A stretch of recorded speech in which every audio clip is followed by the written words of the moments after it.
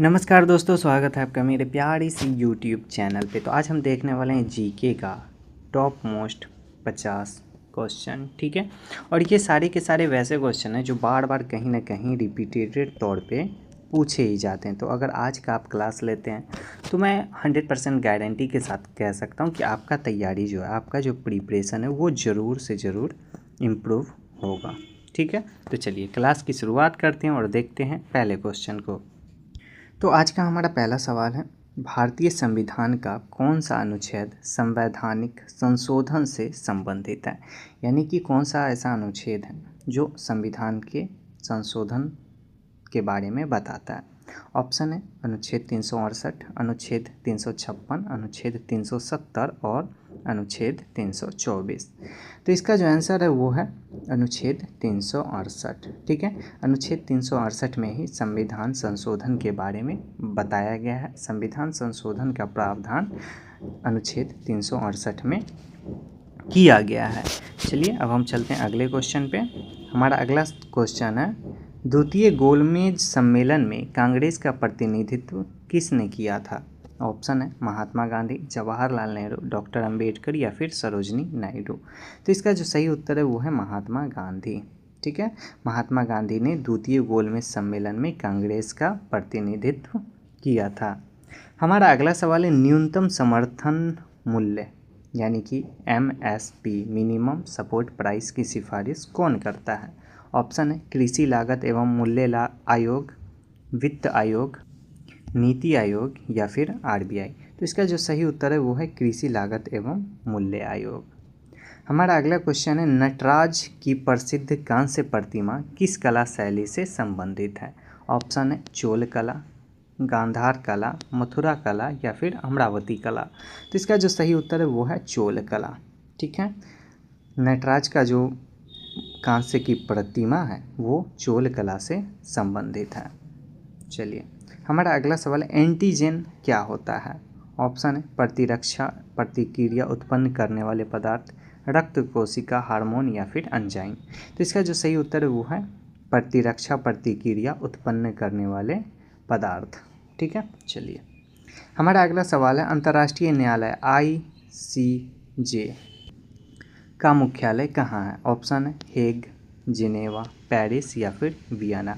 तो इसका जो सही उत्तर है वो है हेग। द हेग में अंतर्राष्ट्रीय न्यायालय का मुख्यालय है। हमारा अगला सवाल है, भारत में प्रथम रेलवे लाइन किन दो स्थानों के बीच चलाई गई थी। ऑप्शन है मुंबई से ठाणे, दिल्ली से आगरा, कोलकाता से हावड़ा और चेन्नई से अरक्कोनम। तो इसका जो सही उत्तर है वो है मुंबई से ठाणे। ठीक है, भारत में प्रथम रेलवे लाइन जो था वो मुंबई से ठाणे के बीच में चलाया गया था। हमारा अगला सवाल है, फेबियन समाजवाद का मुख्य उद्देश्य क्या था। ऑप्शन है शांतिपूर्ण तरीके से समाजवाद स्थापित करना, हिंसात्मक क्रांति, साम्राज्यवाद का विस्तार या फिर पूंजीवाद को बढ़ावा देना। तो इसका जो सही उत्तर है वो है शांतिपूर्ण तरीके से समाजवाद को स्थापित करना फेबियन समाजवाद का उद्देश्य था। चलिए हमारा अगला सवाल है, इंडिका पुस्तक में किस भारतीय शासक के शासन का वर्णन है। ऑप्शन है चंद्रगुप्त मौर्य, अशोक, समुद्रगुप्त या फिर हर्षवर्धन। तो इसका जो सही उत्तर है वो है चंद्रगुप्त मौर्य। ठीक है, इंडिका पुस्तक में चंद्रगुप्त मौर्य के शासन का वर्णन किया गया है।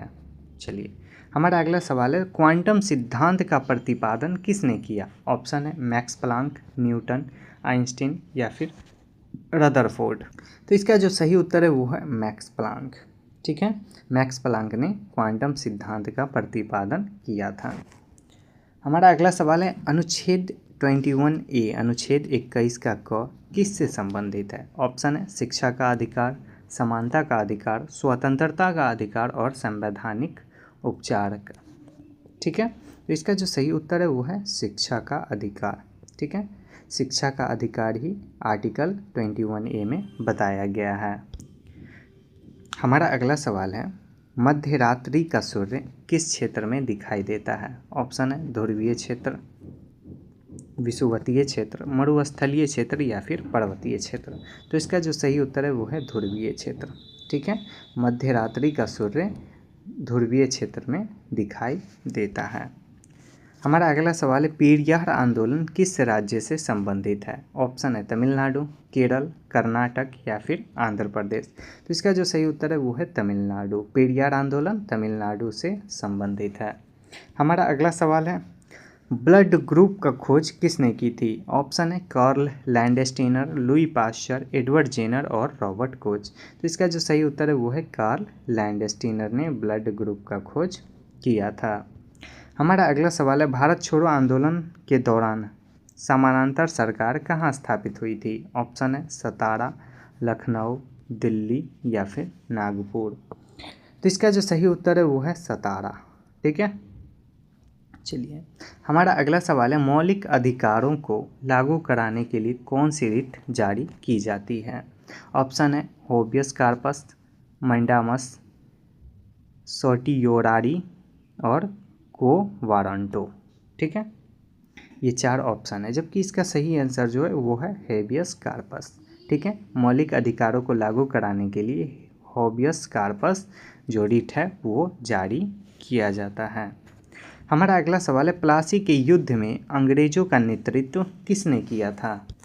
ऑप्शन है Robert Clive, Warren Hastings, Dupleix या फिर कॉर्नवालिस। तो इसका जो सही उत्तर है वो है रॉबर्ट क्लाइव। ठीक है, प्लासी का युद्ध में अंग्रेजों का नेतृत्व रॉबर्ट क्लाइव ने किया था। हमारा अगला सवाल है एंजाइम मुख्यतः किससे बने होते हैं। ऑप्शन है प्रोटीन, वसा, कार्बोहाइड्रेट या फिर विटामिन। तो इसका जो सही उत्तर है वो है प्रोटीन। ठीक है, एंजाइम मुख्यतः प्रोटीन के बने होते हैं। हमारा अगला सवाल है गुट निरपेक्ष आंदोलन का पहला शिखर सम्मेलन कब हुआ था। ऑप्शन है 1961, 1955, 1971 या फिर 1947। तो इसका जो सही उत्तर है वो है 1961। 1961 में गुट निरपेक्ष आंदोलन का पहला शिखर सम्मेलन हुआ था। हमारा अगला सवाल है भारतीय संविधान में समवर्ती सूची किस अनुसूची में दी गई है। ऑप्शन है 7वीं अनुसूची, 6ठी अनुसूची, 8वीं अनुसूची और 9वीं अनुसूची। तो इसका जो सही उत्तर है वो है 7वीं अनुसूची। ठीक है, 7वीं अनुसूची में ही समवर्ती सूची के बारे में बताया गया है। ठीक है, चलिए हमारा अगला सवाल है अमरावती स्तूप किस धर्म से संबंधित है। ऑप्शन है बौद्ध धर्म, जैन धर्म, हिंदू धर्म या फिर सिख धर्म। तो इसका जो सही उत्तर है वो है बौद्ध धर्म। ठीक है, अमरावती स्तूप बौद्ध धर्म से संबंधित है। हमारा अगला सवाल है वायुमंडल में सबसे अधिक मात्रा में कौन सी गैस पाई जाती है। ऑप्शन है नाइट्रोजन, ऑक्सीजन, कार्बन डाइऑक्साइड या फिर आर्गन। तो इसका जो सही उत्तर है वो है नाइट्रोजन। ठीक है, वायुमंडल में सबसे अधिक नाइट्रोजन गैस पाई जाती है। हमारा अगला सवाल है स्वतंत्र भारत के प्रथम गवर्नर जनरल कौन थे। ऑप्शन है लॉर्ड माउंटबेटन, सी राजगोपालाचारी, राजेंद्र प्रसाद या फिर जवाहरलाल नेहरू। तो इसका जो सही उत्तर है वो है लॉर्ड माउंटबेटन। ठीक है, स्वतंत्र भारत के प्रथम गवर्नर जनरल लॉर्ड माउंटबेटन थे। यहीं पर थोड़ा सा क्वेश्चन चेंज करता है। स्वतंत्र भारत के प्रथम भारतीय गवर्नर जनरल अगर पूछे तो उसका आंसर हो जाएगा सी राजगोपालाचारी।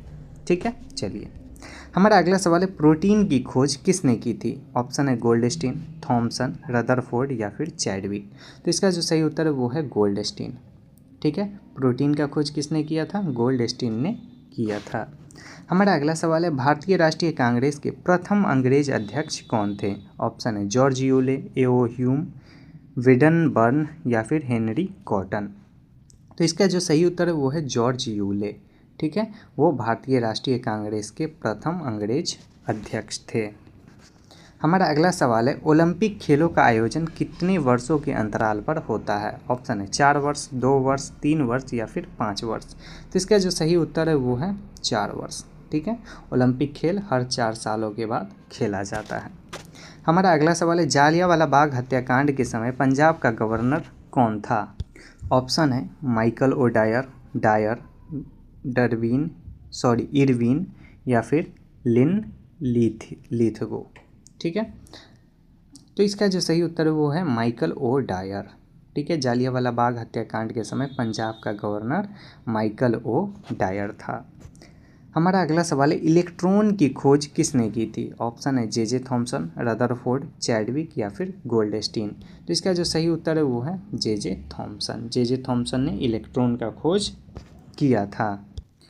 हमारा अगला सवाल है विश्व मानवाधिकार दिवस कब मनाया जाता है। ऑप्शन है 10 दिसंबर, 24 अक्टूबर, 5 जून या फिर 8 मार्च को। तो इसका जो सही उत्तर है वो है 10 दिसंबर को। ठीक है, 10 दिसंबर को विश्व मानवाधिकार दिवस मनाया जाता है। हमारा अगला सवाल है राज्यसभा के सदस्यों का कार्यकाल कितना होता है। ऑप्शन है 6 वर्ष, 5 वर्ष, 4 वर्ष या फिर 2 वर्ष।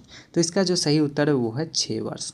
ठीक है, राज्यसभा के सदस्यों का कार्यकाल 6 वर्ष का होता है। हमारा अगला सवाल है अर्थशास्त्र में मांग के नियम किससे संबंधित है। ऑप्शन है मूल्य एवं मांग का विपरीत संबंध, मूल्य एवं मांग का प्रत्यक्ष संबंध या फिर आय एवं मांग का समान संबंध या फिर उत्पादन एवं लागत का संबंध। तो इसका जो सही उत्तर है वो है मूल्य एवं मांग का विपरीत संबंध। ठीक है, चलिए हमारा अगला क्वेश्चन है साइमन कमीशन का भारत में बहिष्कार क्यों किया गया। ऑप्शन है उसमें कोई भारतीय सदस्य नहीं था, वह अंग्रेज के पक्ष में था, उसने कर बढ़ाया, उसने बंगाल विभाजन किया। तो इसका जो सही उत्तर है वो है उसमें कोई भारतीय सदस्य नहीं था, इसलिए साइमन कमीशन का बहिष्कार किया गया था। ठीक है, और साइमन कमीशन कब आया था। 1928 में भारत आया था। हमारा अगला सवाल है डीएनए की द्विकुंडली संरचना का प्रतिपादन किसने किया। ऑप्शन है वाटसन एवं क्रिक, डार्विन एवं मेंडल, न्यूटन एवं आइंस्टीन या फिर पाश्चर एवं कोच। तो इसका जो सही उत्तर है वो है वाटसन एवं क्रिक।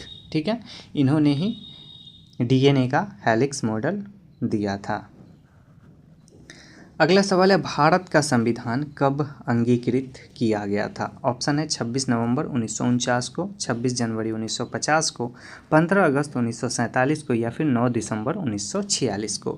तो इसका जो सही उत्तर है वो है 26 नवंबर 1949 को भारत का संविधान अंगीकृत किया गया था, या संविधान भारत का जो था वो 26 नवंबर 1949 को बन करके तैयार हो गया था, इसलिए 26 नवंबर को ही हम सब संविधान दिवस मनाते हैं। और 26 जनवरी 1950 हमारा संविधान पूरे देश में लागू हो गया था, और 15 अगस्त 1947 को हमारा देश आज़ाद हुआ, और 9 दिसंबर 1946 को संविधान सभा का पहला बैठक हुआ था। तो चलिए अब हम आगे चलते हैं। हमारा अगला सवाल है नोबेल पुरस्कार की शुरुआत कब हुई थी। ऑप्शन है 1901, 1895, 1914 और 1920। तो इसका जो सही उत्तर है वो है 1901। ठीक है, नोबेल पुरस्कार की शुरुआत 1901 ईस्वी में हुआ था। हमारा अगला सवाल है चंद्रयान 3 का मुख्य उद्देश्य क्या था। ऑप्शन है चंद्रमा के दक्षिणी ध्रुव पर सॉफ्ट लैंडिंग, मंगल ग्रह का अध्ययन, सूर्य अध्ययन या फिर अंतरिक्ष स्टेशन का निर्माण। तो इसका जो सही उत्तर है वो है चंद्रमा के दक्षिणी ध्रुव पर सॉफ्ट लैंडिंग चंद्रयान 3 का मुख्य उद्देश्य था। हमारा अगला सवाल है महाभाष्य के लेखक कौन थे। ऑप्शन है पतंजलि, पाणिनि, कालिदास या फिर चाणक्य। तो इसका जो सही उत्तर है वो है पतंजलि। ठीक है, महाभाष्य के लेखक पतंजलि थे। हमारा अगला सवाल है रक्त का पीएच मान लगभग कितना होता है। ऑप्शन है 7.4, 6.5, 8.5 या फिर 5.5। तो इसका जो सही उत्तर है वो है 7.4 रक्त का पीएच मान होता है। हमारा अगला सवाल है वर्नाकुलर प्रेस एक्ट किस वर्ष पारित हुआ था। ऑप्शन है 1878, 1885, 1905 या फिर 1919। तो इसका जो सही उत्तर है वो है 1878। ठीक है, वर्नाकुलर प्रेस एक्ट जो था वो 1878 में पारित हुआ था। हमारा अगला सवाल है कृत्रिम वर्षा कराने हेतु किस रसायन उपयोग किया जाता है। ऑप्शन है silver iodide, sodium chloride, ammonium sulphate या फिर कैल्शियम कार्बोनेट। तो इसका जो सही उत्तर है वो है सिल्वर आयोडाइड। ठीक है, सिल्वर आयोडाइड से ही कृत्रिम वर्षा कराया जाता है। हमारा अगला सवाल है संयुक्त राष्ट्र संघ का वर्तमान महासचिव कौन है। ऑप्शन है एंटोनिया गुटेरेस, बान की मून या फिर कोफी अन्नान या फिर बुतरस घाली। तो इसका जो सही उत्तर है वो है एंटोनिया गुटेरेस। ठीक है, एंटोनिया गुटेरेस जो है वही संयुक्त राष्ट्र संघ का महासचिव है। हमारा अगला सवाल है, अजंता गुफाएं किस राज्य में स्थित है? ऑप्शन है महाराष्ट्र, मध्य प्रदेश, उड़ीसा या फिर गुजरात। तो इसका जो सही उत्तर है वो है महाराष्ट्र। अजंता की गुफाएं कहाँ है? महाराष्ट्र में स्थित है। हमारा अगला सवाल है, मानव शरीर की सबसे छोटी हड्डी कौन सी है? स्टेपिस, फीमर, टिबिया या फिर रेडियस। तो इसका जो उत्तर है वो है स्टेपिस। ठीक है, मानव शरीर का सबसे छोटी हड्डी कौन सी है? स्टेपिस है, जो कि कान की, ईयर की हड्डी। और सबसे बड़ी हड्डी फीमर, जो कि कहाँ होती है? जांघ की हड्डी होती है। हमारा अगला सवाल है, सर्वोच्च न्यायालय की स्थापना कब हुई थी? ऑप्शन है 1950, 1947, 1935 या 1952। तो इसका जो सही उत्तर है वो है 1950। ठीक है, 1950 में ही सर्वोच्च न्यायालय की स्थापना की गई थी। हमारा अगला सवाल है, ऑपरेशन फ्लड के जनक किसे कहा जाता है? ऑपरेशन फ्लड का जनक जो है वो है वर्गीस कुरियन। ठीक है, और ऐसा भी क्वेश्चन पूछा जाता है, ऑपरेशन फ्लड का संबंध किससे? तो ये दूध उत्पादन से था। ठीक है, मिल्क उत्पादन से था।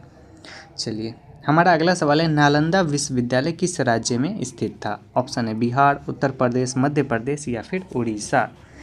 तो इसका जो सही उत्तर है वो है बिहार। ठीक है, नालंदा विश्वविद्यालय बिहार में उपस्थित था।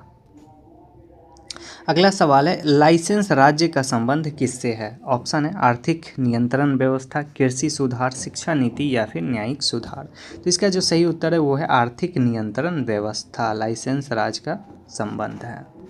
हमारा अगला सवाल है, सोडियम का रासायनिक प्रतीक क्या है? Na, SO, S या फिर Sd। तो इसका जो सही उत्तर है वो है Na। ठीक है, सोडियम का रासायनिक प्रतीक Na है।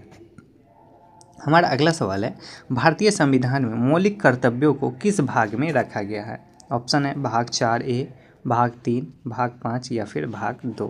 तो इसका जो सही उत्तर है वो है भाग 4A, यानी कि जितने भी फंडामेंटल ड्यूटीज़ है। ठीक है, FD। और टोटल फंडामेंटल ड्यूटीज़ कितने हैं? 11। और इन 11 को संविधान के भाग 4A में रखा गया है। ठीक है, तो आज का क्लास यहीं पे समाप्त होता है। अगर आप इस चैनल पे नए हैं तो चैनल को सब्सक्राइब ज़रूर कर लीजिएगा, ताकि आपकी तैयारी और भी ज़्यादा इम्प्रूव होती रहे और भी ज़्यादा बेहतर बनती रहे। धन्यवाद।